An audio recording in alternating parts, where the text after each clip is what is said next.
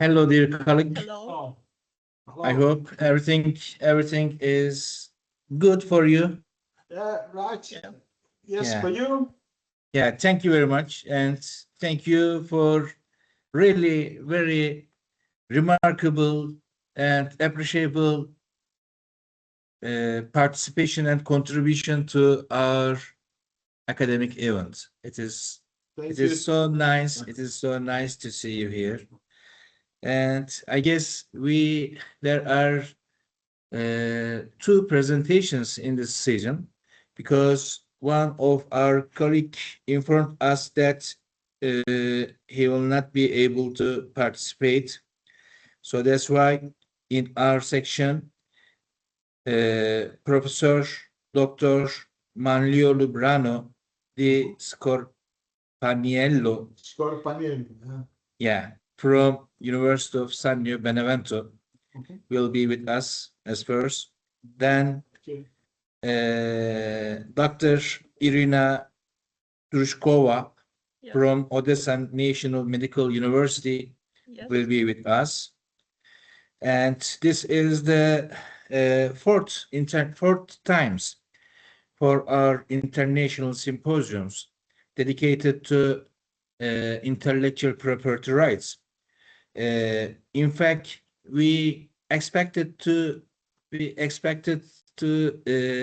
see you here physically and enjoy symposium time together. But hopefully next year, we want to see you here physically and enjoy our academic event. The main theme of this symposiums is the new challenge related to copyright. But in our section, there are two very critical topics which will be presented. As first, I want to hand the floor to Professor Lubrano di Scorpaniello, and his topic is the predictable impacts of AI on the know-how protection. Yes, Professor. Thank you. Thank you. Let me thank all the scientific committee, the organizing committee, and you. And I share your wish. I wish I can come physically for next time. Of course, I hope you all could come to our university in the next occasion. Okay. Okay. So I'll start my presentation. I'll share now my PowerPoint. Okay.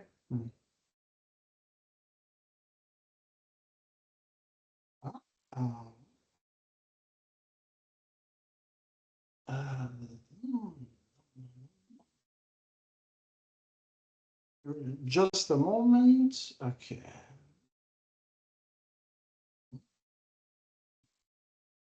Paylaşmaları serbest değil mi? We tried and yesterday it worked. Now I find some difficulty. There should be a button as share. Yes, I pushed the button. I can't find my presentation. Okay. Can you see it? Okay. No, we cannot right now. No. We cannot Okay. yet. Okay. So Everything is okay. No harsh.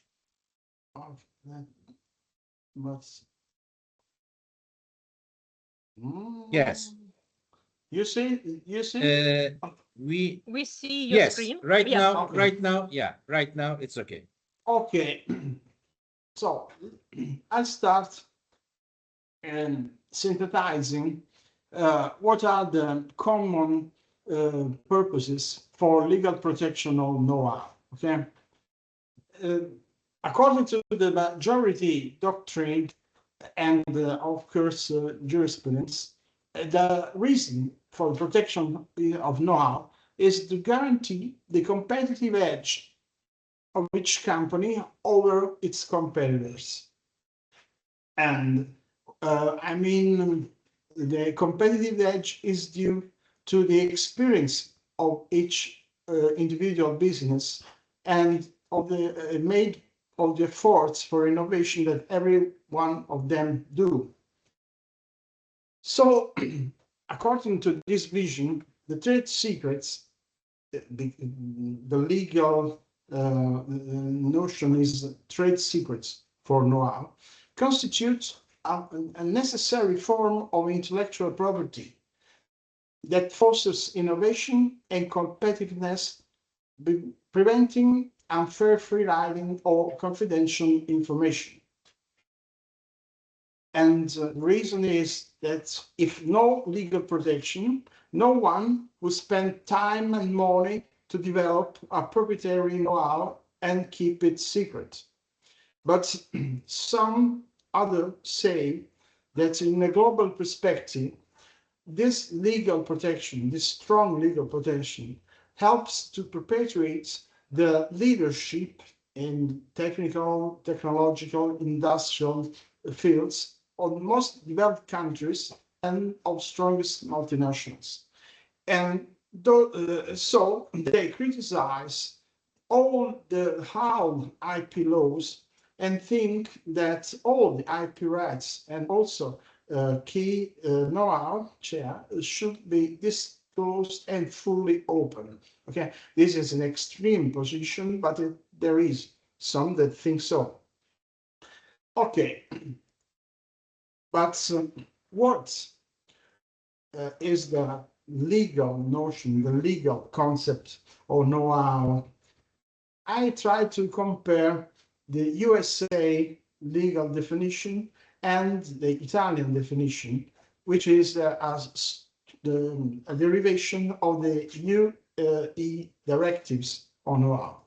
So the basic law in the US, United States, is the Uniform Trade Secrets Act, where in the section 1.4, the trade secret is defined as any information, including formula, pattern, compilation, program, device, method, technique, or process, that derives an independent economic value, actual or quotation, from this secrecy, okay? And where this information is subject to all efforts, reasonable efforts, to maintain its secrecy. So the keywords are information, economic value, secrecy, okay? Let's see what in the Italian and European law. We have the Article 98 of the Italian Industrial Property Code or Intellectual Property Code, which is very close to the Article 2 of the UI Directive 943 of 2016.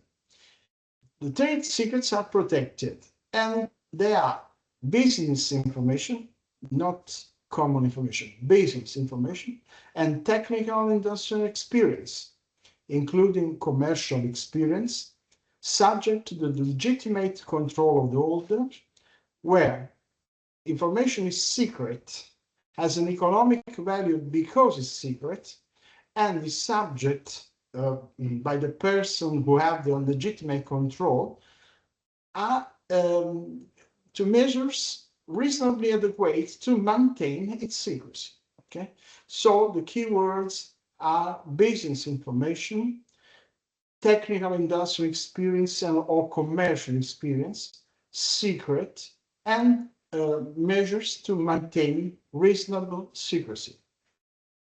But the Italian law, differently from the UE law, the European law, has one more norm. The test data or other secret data are also protected. So there are other legal sources for protection of the know-how.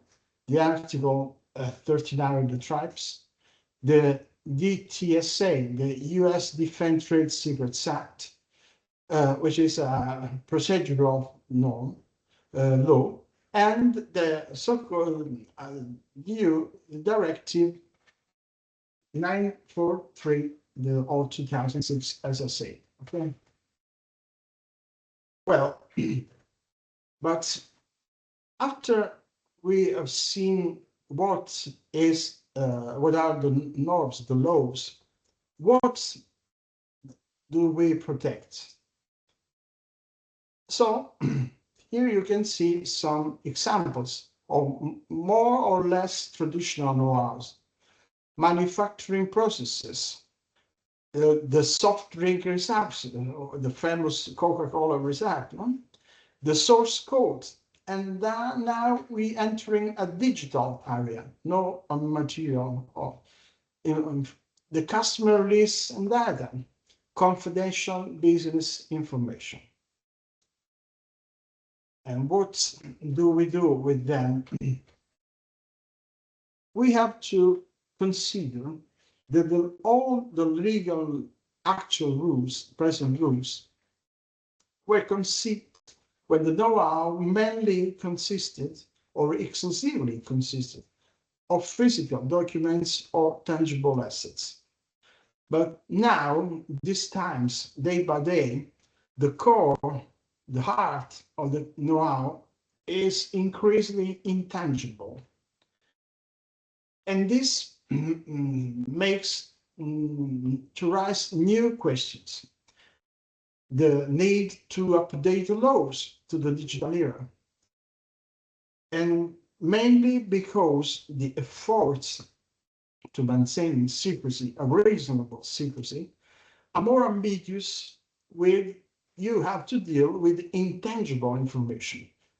You can keep the secret of a material thing, but it's more difficult to maintain the same secrecy with a digital, intangible thing. So it's clear that the digital trade secrets, so the digital know-how, is the emerging category. Okay, so let's see what we can call some new digital trade secrets, digital know-how, proprietary data sets, the models of machine learning, for machine learning, proprietary algorithms like Google's PageRank, unique data compilations, infrastructure details, security vulnerabilities, and undisclosed algorithms. And according to the majority opinion, also the seemingly public digital artifacts like our website architecture that we all may see, may reach the status of the trade secret where are the result of complex integration. This is not necessarily my position, but I report the different voices about this. Okay.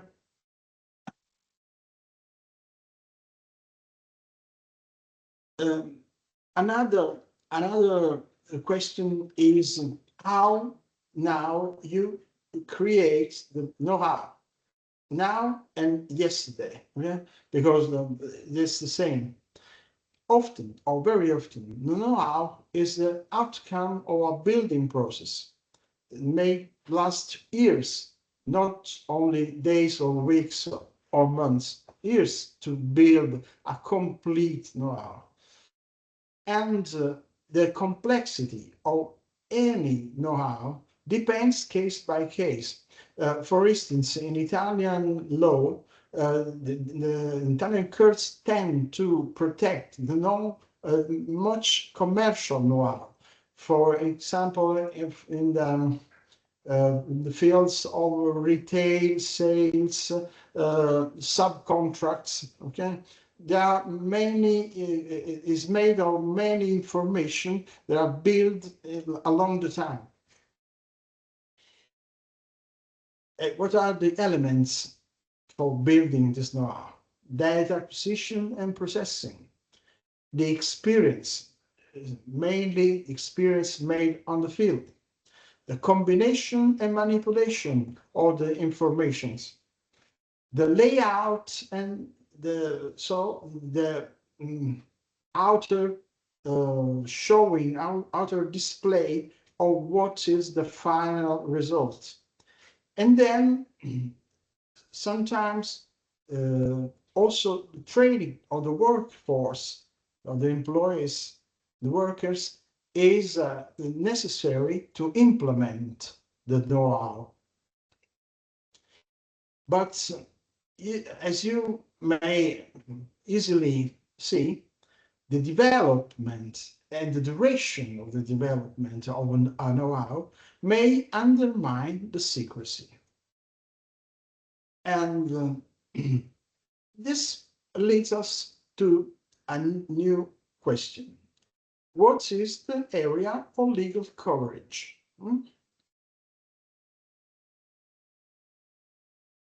One feature of know-how is the object of the trade secret protection is also ideas and not only expressions as the copyright law. The know-how is a quasi IP, soft IP, some say soft IP, because also the simple ideas are protected. And the protection ideas support the opinion that development of know-how requires more human contribution than other IP creations like trademarks that may possibly built entirely by the artificial intelligence or without human contribution. Okay.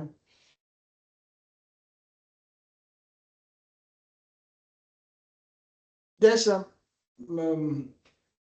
basic difference because from the protection of the other IP rights, the traditional IP rights, and the protection of know-how. And the basic difference is in terms of proof, because the know-how is not subject, not protected by registrations. And no registrations means that the burden of proof is entirely on the firm.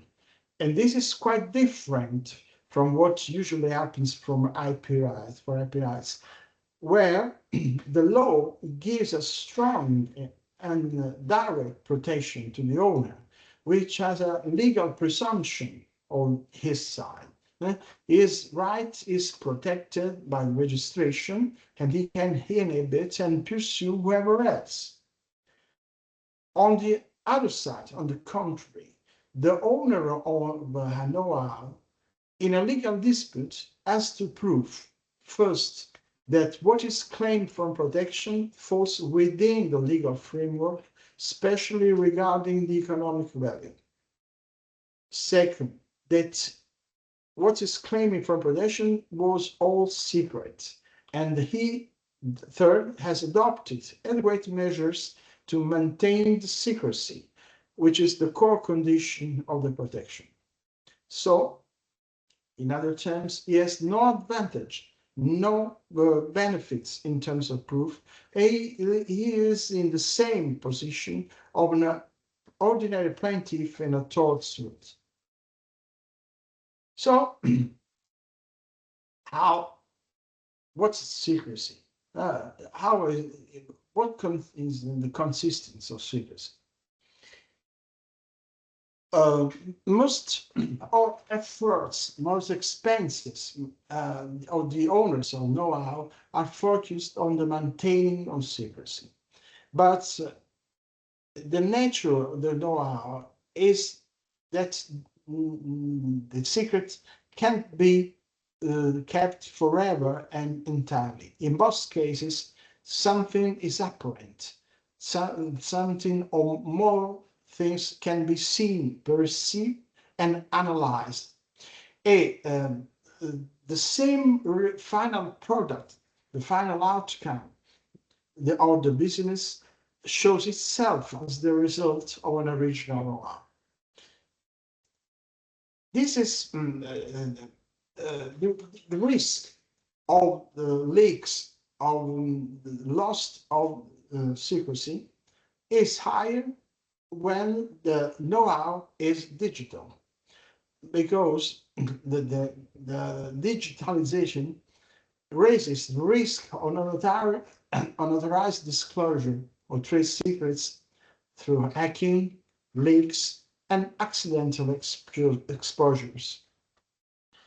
The second form is the using of mobile devices and cloud services increases the vulnerability to trade secret theft. And then also the external hackers and rogue insiders can exfiltrate proprietary data and instantly transmit worldwide. So what could be the reasonable measures to keep the secrecy? The encryption of data, the access restrictions, the controls, the programmed regular controls, the tracing of the data flows. Of course, the training of workforce who works with know-how. But as we can see in the next slide, there's a limitation because no excessive limits can violate the workers' mobility. Other reasonable measures is softwares, special softwares, anti-cyber attacks, and very, very important, the non-disclosure agreements, especially under the legal point of view.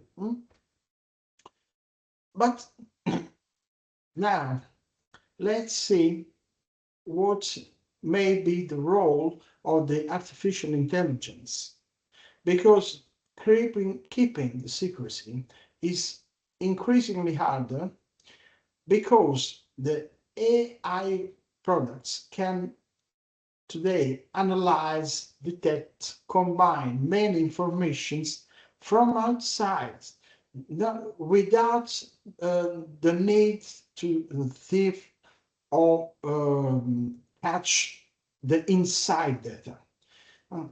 By using the so-called reverse engineering techniques that have a potential higher and higher than we could ever imagine up to a few years ago. Of course, what can we do? What can a business do to defend from all this? There are the usual techniques, the prevention of the industrial and corporate espionage, as well the protection from modern hacking with specific softwares. Now, of course, on the legal point of view, it's necessary to strengthen and update continuously the non-disclosure agreements clauses to minimize the risk of breaching due to self-confidentiality. But the new challenge is the defense from AI softwares, the reverse engineering. They can date back to its composition of each know-how, getting to catch and replicate the essence from what is public or perceivable in some ways.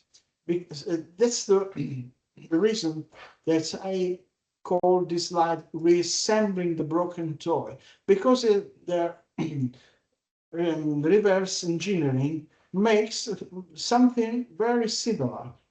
After a toy broken, they can reassemble and make a new one, or something that imitates the original. So, for defensive reasons, of course, can be used the cryptography and opaque softwares. They can go big, good Chinese walls, but at the same time, if used by third parties, may preclude the evidence of any misappropriation. So, what is the state of the art? Reverse engineering and independent derivation are lawful techniques, at least in principle, but the line that separates the lawful technique and the misappropriation is really thin, because some is clear, like the cyber attacks, leaks, the breaches on non-disclosure agreements, and thefts are, of course, punished by all laws. But on the other side, the analysis made by learning machines or by human beings from outside without any access to process data is almost impossible to prevent or forbid. And no law can prohibit anybody to analyze what separates, even when it's intangible. So, and I conclude, what is the final conclusion? It's clear that the protection, the legitimate trade secrets conflicts with the transparency and oversight of organization affecting public interest. That's clear. There's a contrast, a conflict. A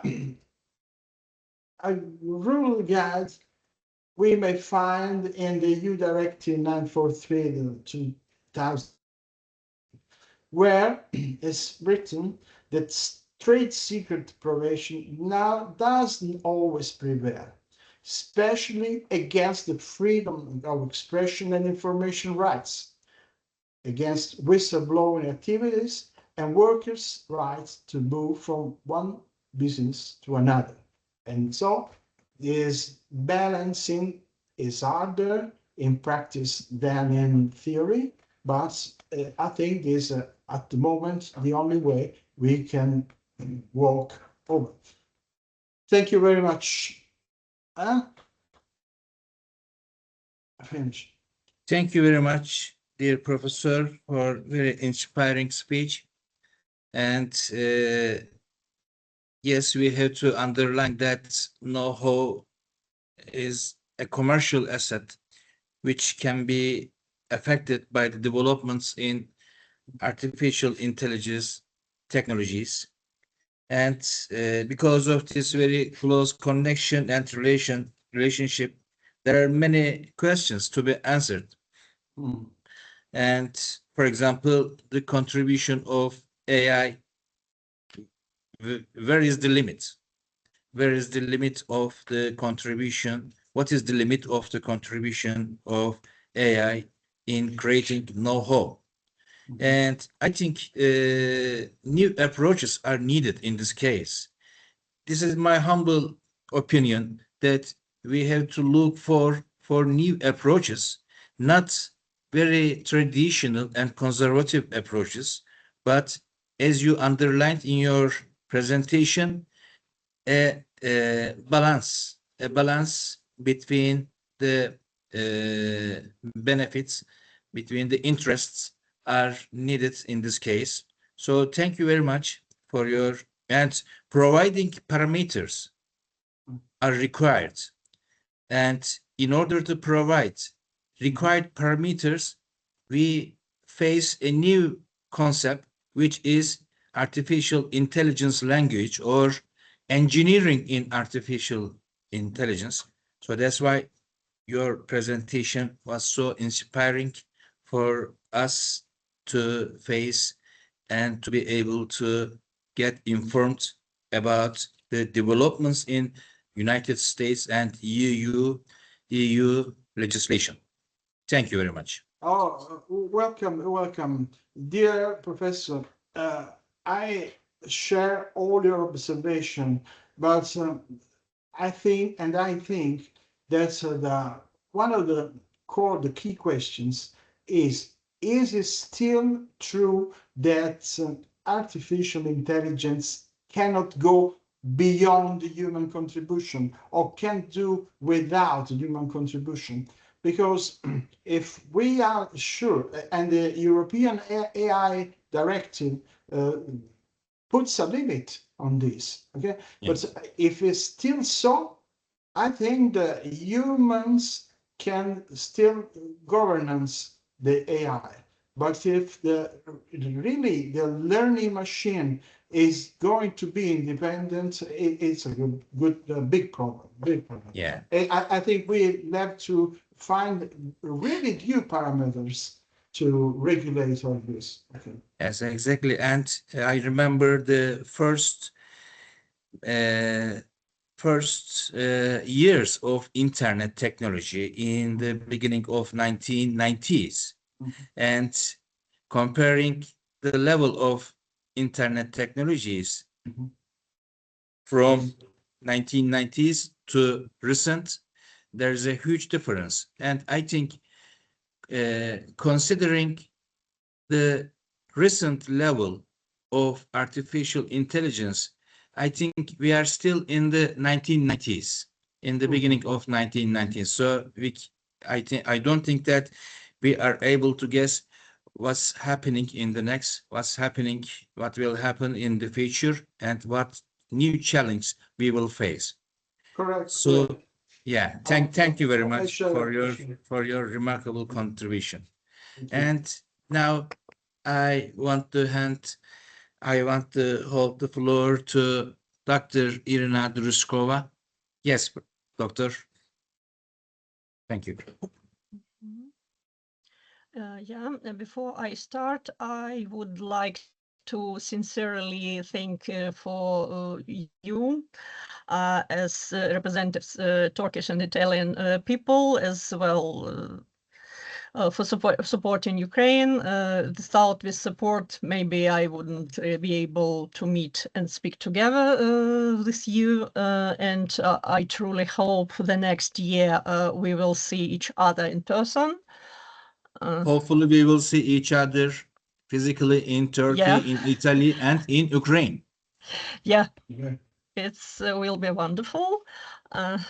Some trouble with my screen, sorry. It's frozen. Okay.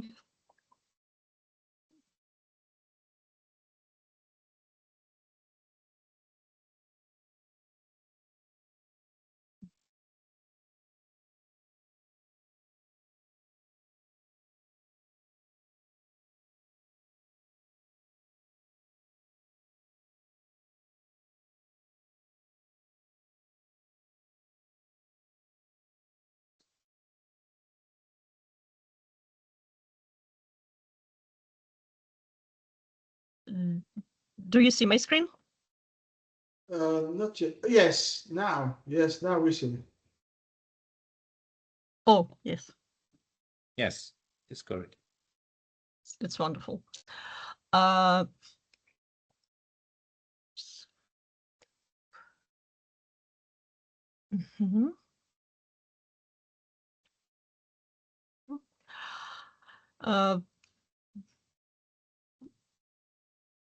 I would like present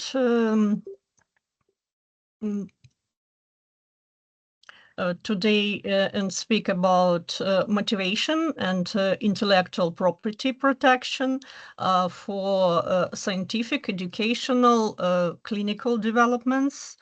And our research focused on educational and medical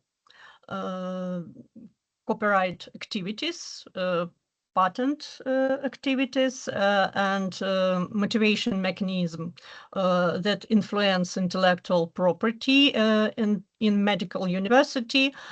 And if we speak in recent years, medical university too have changed significantly. Today, our universities do not only teach students and provide clinical training, they also actively create intellectual products scientific publication, clinical protocols, educational materials, online system, computer software, and healthcare management tools. And digitalization have made some process much faster because COVID pandemic, and later because of our wartime condition in Ukraine.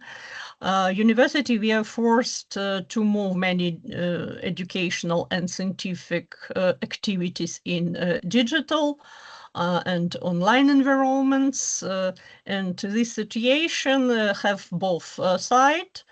Its opportunities and serious changes. On one hand, digital technology improve access, international cooperation, help university develop modern medical education, but on the other hand, digital materials can easily copied, shared, or distributed without permission. And can you see at slide? We have three major pressures: the expansion of digital platforms, open science tensions, and wartime digitalization in Ukraine.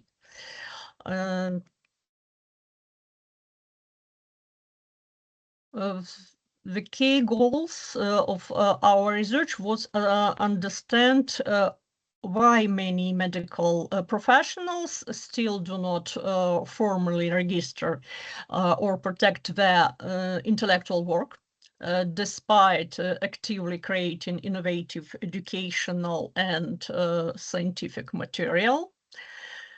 And our study combines several approaches: legal analysis, Ukrainian copyright legislation, comparative international legislation, and institutional study in our university. And this combination allowed to examine intellectual property not only as a legal issue, but as a management and motivation problem. And this show that intellectual property in Ukrainian medical university remains fragmented and inconsistent. Several major problems can be identified. Many universities still do not have clear institutional intellectual property policies. Very significant legal uncertainty regarding employment-related work. It's a major problem. In many situations, it's unclear who owns the rights, the university or individual employee who created the material, and this problem is in law. And motivation remains insufficient. Many academic staff members do not register their intellectual products because they do not see clear professional or financial or maybe institutional benefits. And very current system is still poorly adapted to digital reality and open science practices. This slide presents most important part of our study, the empirical data from Odessa National Medical University. We analyze this dynamic intellectual property activities between wartime 2022-2025, and data demonstrate very interesting structure. In 2022, university registered 7 patents, including 3 inventions and 4 utility models, and together with 9 copyright certificates. In 2023, patent activity remains relatively stable. However, the most significant change appeared in 2024. The number of patents decreased to 4 utility model, while number copyright certificates increased sharply to 37. And according preliminary data for 2025, number of copyright-related objects steadily exceed 40 registered objects. In 2026. We have then more than 10 copyright certificates in May 1st. And this number patent decreased demonstrate that the structure intellectual property in medical university is changing. Traditional patent activity is gradually being some replaced, some supplemented by digital intellectual products, computer programs, educational methodological system, and digital monitoring tools. This transformation is directly connected with digitalization and change in modern medical education, and some trouble with money. And if we speak about especially important group, registered intellectual property objects, it's software and educational programs. For example, among the registration objects in Odessa National Medical University, we have 4 software. Software for monitoring the quality of parental health care, institutional assessment system, and another educational program, methodological materials, and advanced and teaching courses for adult healthcare professionals. All of this demonstrates that intellectual property in medical education is becoming increasingly interdisciplinary and more digital. This creates new legal and managerial challenges for related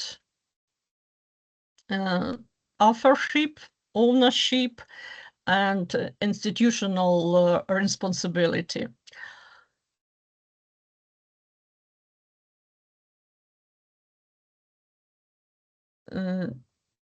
With our Ukrainian problem, maybe its important issue concern employment-related works, educational programs, and another methodological and clinical materials. inside university often occupy an unclear legal position. This uncertainty reduces motivation for registration and creates conflicts between institution and individual offers. We also identified additional barriers, low legal awareness, complex registration process, and limited practical implementation of intellectual property rights. In many cases, patents and copyrights certificates, we perform mainly for formal or reputational maybe functions instead of becoming real innovation resources, and this is a problem. In other hand, digital platforms improve access to knowledge and support international cooperation and open science. On other hand, they significantly increase the risk on unauthorized copying and distribution. Some educational materials, and based on this situation, we would speak about several practical recommendations about university maybe should create clear institutional copyright policy. Ukrainian legislation maybe should better regulate employment-related intellectual work as in Europe. Its next step, and university should introduce digital protect mechanism. And we believe that legal literacy among academic staff in our university should be improved through special educational program and consultation. And this finally, Ukrainian intellectual property system should continue adapting to international and European standards.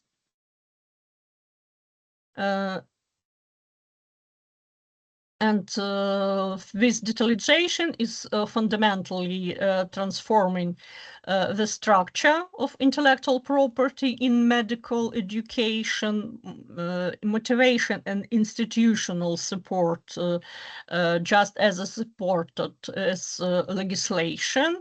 And effectively, intellectual property management requires cooperating between law, education, healthcare, innovation management, digital technology, and other moment. And if we speak about Ukraine, the Ukrainian experience demonstrates that even during wartime, university continue creating scientific, educational, digital innovation, but without effective intellectual property protection, many of these developments remain vulnerable. Thank you for attention. Thank you very much, Dr. Druskova. Regarding copyrights application and practice in medical sciences, this presentation proves that intellectual property rights touch all fields of social and technical life.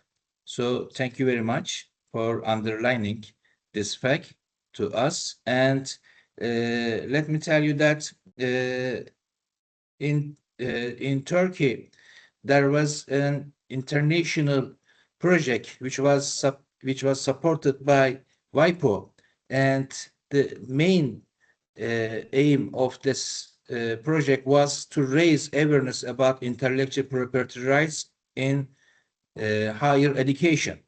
And I also participated in one of the workshop session. And especially after that program, I want to check if whether that project really was successful or not. For example, considering the curriculum of our faculty, intellectual property law is still a selective course, not a mandatory course, due to the restrictions in the curriculum which was designed by a central authority. But there is a very hopeful development in this case. In Turkey, intellectual property law was accredited and accepted as an independent field of associate professorship. So up to now, only commercial lawyers or civil lawyers were examining the issues related to intellectual property rights so far, because it was not an independent discipline, but especially it was, I think, 5 years ago, Turkish Higher Education Council accredited intellectual property rights as an independent discipline. And thanks to this kind of organizations and symposiums, the awareness about intellectual property rights in Turkish higher education among academicians and practitioners will be raised hopefully, and thanks to your contributions. I want to thank to both of you. Yes, Manuel. Quite similar is the situation in Italy, where the patent and trademark law is considered as a branch of commercial and business law, and intellectual property law is civil, a branch of civil law. Both of them are optional for students, non-mandatory exams. And we have an independent academic department which is dedicated to intellectual property law under the structure of private law. So in our faculty, at least academical structure, it is accepted under private law, but independent from commercial law and civil law. So I think this is quite good. Avant-garde solution. Yeah. And I again want to make a modest contribution. Maybe we always considering United States or EU as models related to artificial intelligence law developments. But when I focus on the new techniques about artificial intelligence, I always see the examples from Far East countries, such as Korea, such as China, such as Hong Kong. So maybe in this case, we have to accept that there is another way, there is another path which is needed to be considered. I don't know what your opinions about this issue, but this is my humble opinion. I think that here in Europe, we tend to look at US and Europe as the leading countries, but I think this is not yet so true. I think we should look east, look to southern east countries, China, Japan, Hong Kong, and of course Korea, to inspire and to monitor what they are doing with laws and with progresses. I think there's a correct observation. Yeah. I want to thank again once more, and I want to give all my best wishes and respect to our very dear participants. Thank you very much for Thank your you very much. Thank you. critical contribution to our symposium. Hopefully, I would like to see you physically organize international conferences together. And I want to end this session if you don't have any question. Okay. Thank you very much. Thank you all. It's been an honor to participate, take part in your symposium, and I hope we'll keep in touch. Okay. Thank you very much. Yeah. Bye Thank bye. you. Bye bye.